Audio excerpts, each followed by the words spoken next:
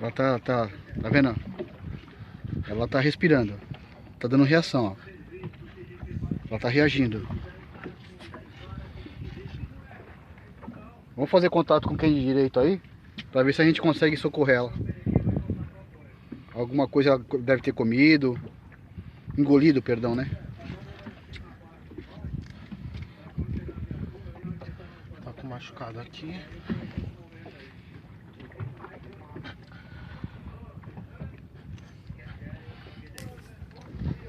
Ela tava ali, depois que ela tá muito tempo sem respirar, né? Tá com a É? entalada, né?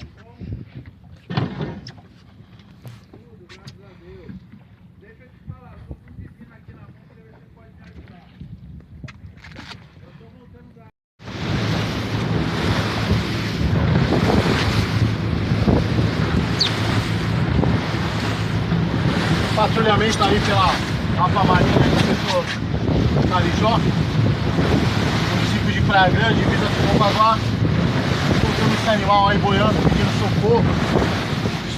Substituímos as vias aéreas dela, tá praticamente morta. Ela voltou a respirar.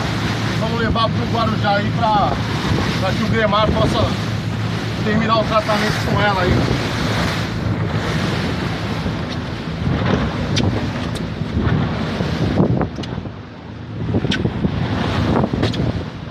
Tem mais ou menos qual é a idade dela? Mais ou menos uns 40, 50 anos?